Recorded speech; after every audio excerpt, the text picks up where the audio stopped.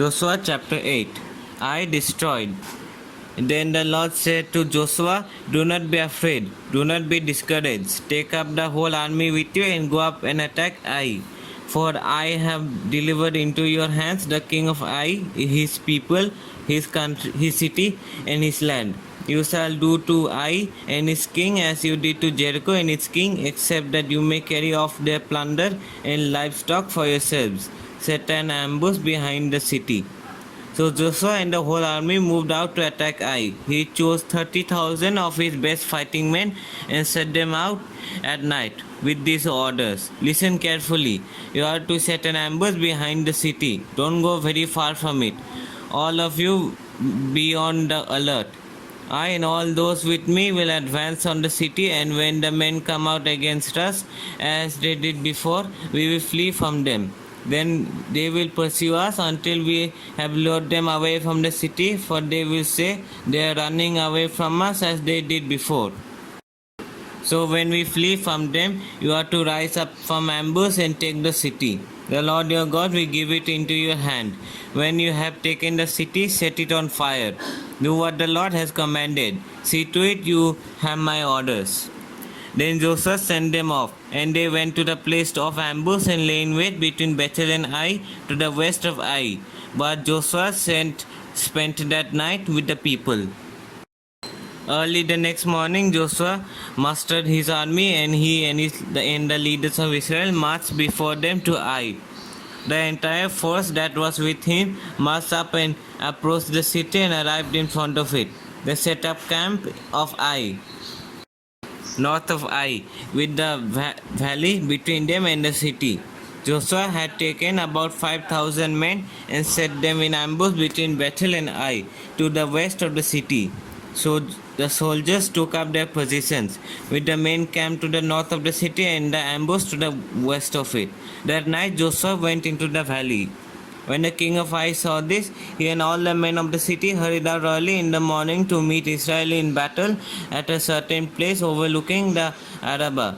But he did not know that an ambush had been set against him behind the city. Joshua and all Israel let themselves be driven back before them, and they fled toward the wilderness. All the men of Ai were called to pursue them, and they pursued Joshua and were lured away from the city. Not a man remained in Ai or Bethel who did not go after Israel. They left the city open and went in pursuit of Israel. Then the Lord said to Joshua, hold out toward Ai the javelin that is in your hand, for into your hand I will deliver the city. So Joshua held out toward the city the javelin that was in his hand. As soon as he did this, the men in the ambush rose quickly from their position and rushed forward. They entered the city and captured it and quickly set it on fire. The men of Ai looked back and saw the smoke of the city rising against the sky, but they had no chance to escape in any direction. The Israelites who had been fleeing toward the wilderness had turned back against their pursuers. For when Joshua and all Israel saw that the ambush had taken the city and that smoke was going up from the city, they turned around and attacked the men of Ai.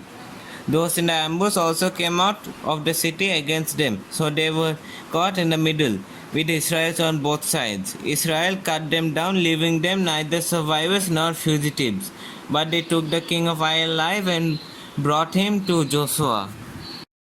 When Israel had finished killing all the men of Ai in the fields and in the wilderness where they had chased them, and when every one of them had been put to the sword, all the Israelites returned to Ai and killed those who were in it. 12,000 men and women fell that day, all the people of Ai. For Joshua did not draw back the hand that held out his javelin until he had destroyed all who lived in Ai. But Israel did carry off for themselves the livestock and plunder of the city, as the Lord had instructed Joshua.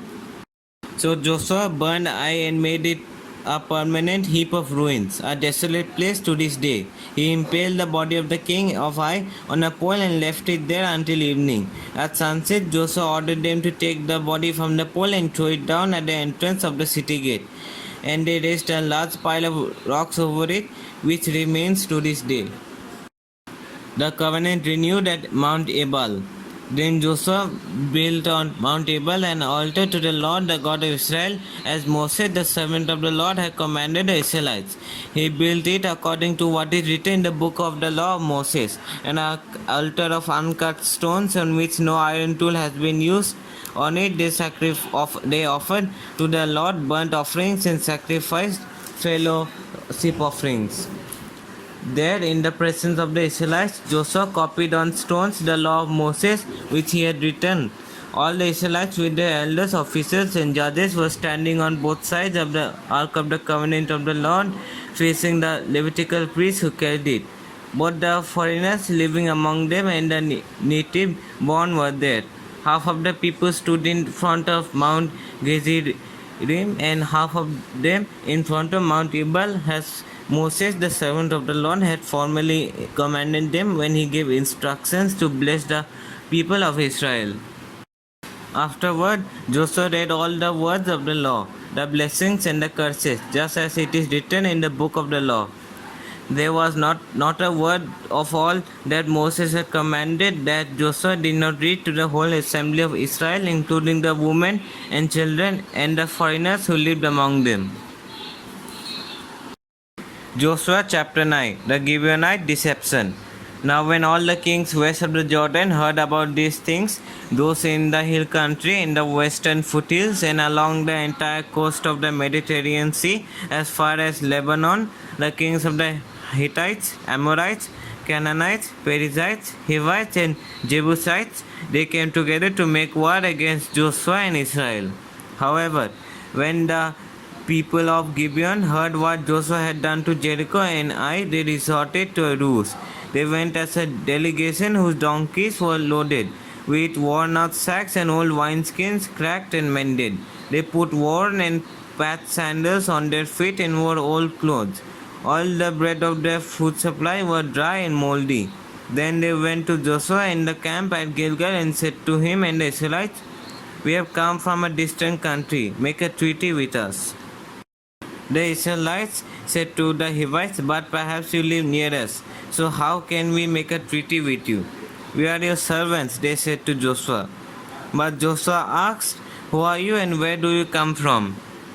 They answered, "Your servants have come from a very distant land because of the fame of the Lord your God.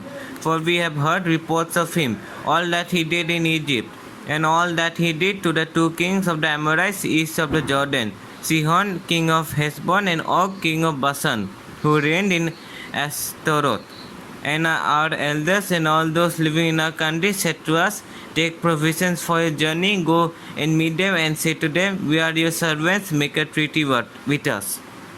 This bread of ours was warm when we packed it at home on the day we left to come to you. But now see how dry and moldy it is. And these wineskins that we filled were new, but see how cracked they are. And our clothes and sandals are worn out by the very long journey." The Israelites sampled their provisions but did not inquire of the Lord. Then Joshua made a treaty of peace with them to let them live, and the leaders of the assembly ratified it by oath. 3 days after they made the treaty with the Gibeonites, the Israelites heard that there were neighbors living near them. So the Israelites set out and on the third day came to their cities, Gibeon, Kephirah, Beeroth, and Kiriath Jearim. But the Israelites did not attack them, because the leaders of the assembly had sworn an oath to them by the Lord, the God of Israel. The whole assembly grumbled against the leaders, but all the leaders answered, "We have given them our oath by the Lord, the God of Israel, and we cannot touch them now.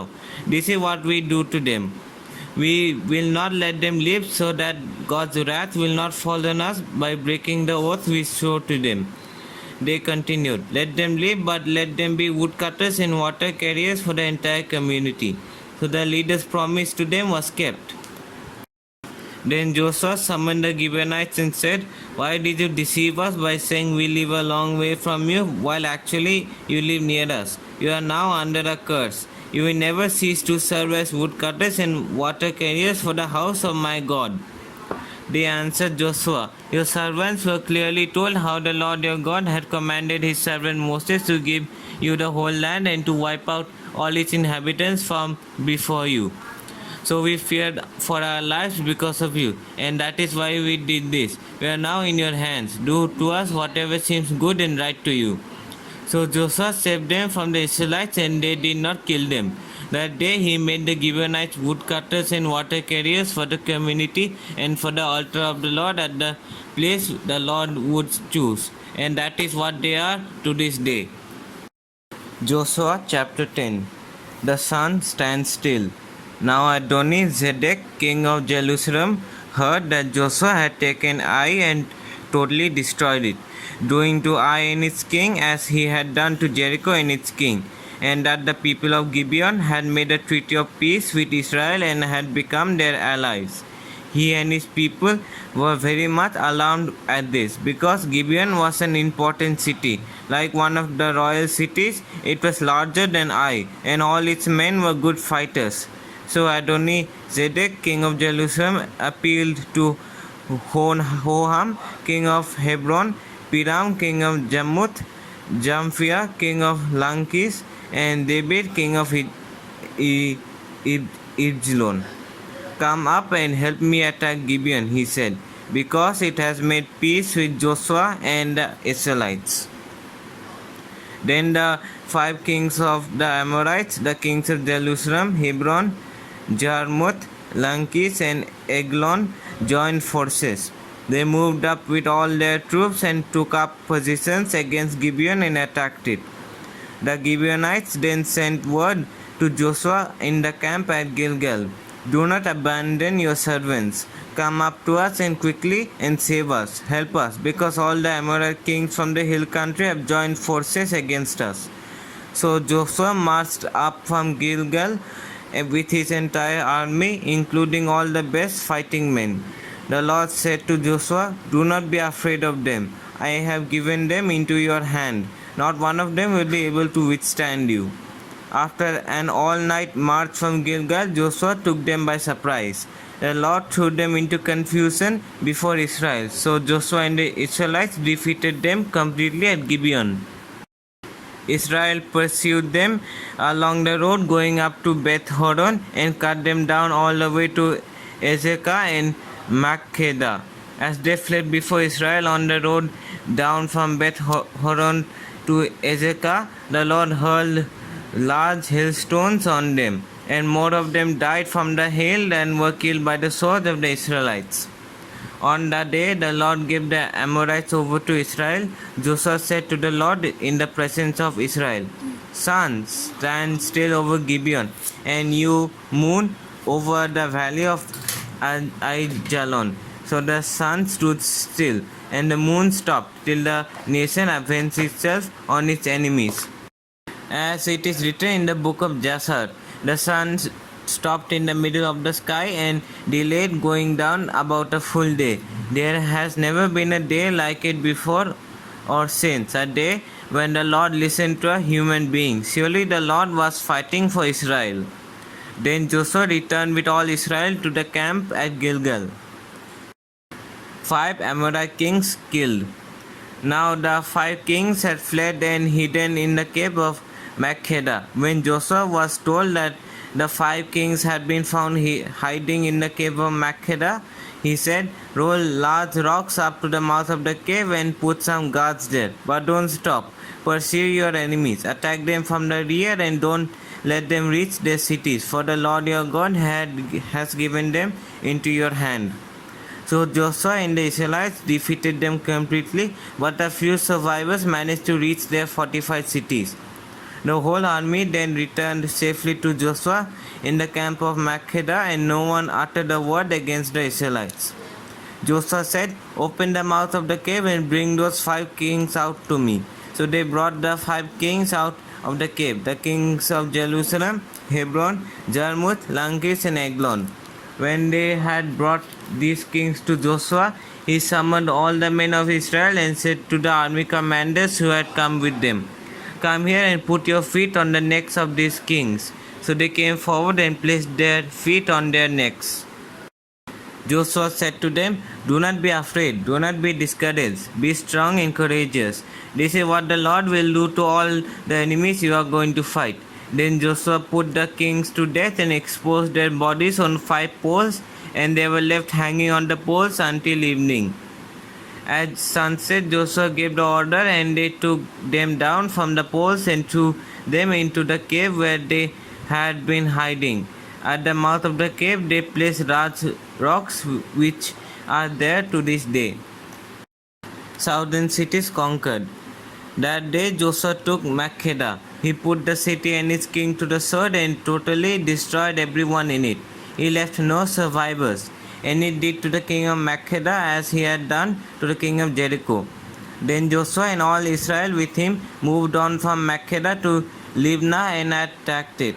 The Lord also gave that city and its king into Israel's hand. The city and everyone in it Joshua put to the sword. He left no survivors there, and he did to his king as he had done to the king of Jericho.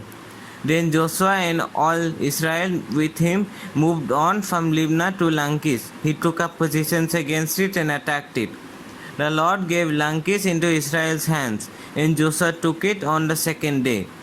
The city and everyone in it he put to the sword, just as he had done to Libnah. Meanwhile, Horam, king of Gezer, had come up to help Lachish, but Joshua defeated him and his army until no survivors were left.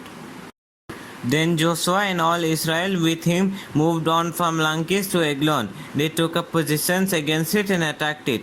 They captured it that same day and put it to the sword and totally destroyed everyone in it as they had done to Lachish.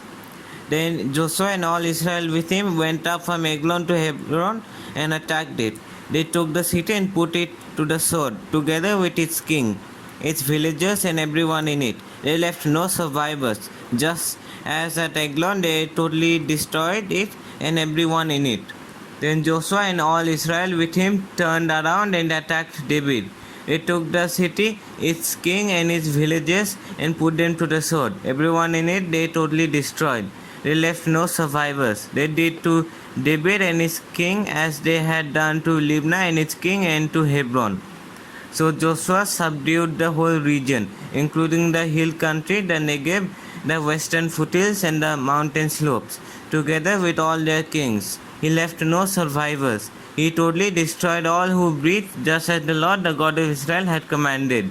Joshua subdued them from Kadesh Barnea to Gaza and from the whole region of Goshen to Gibeon. All these kings and their lands Joshua conquered in one campaign, because the Lord, the God of Israel, fought for Israel. Then Joshua returned with all Israel to the camp at Gilgal.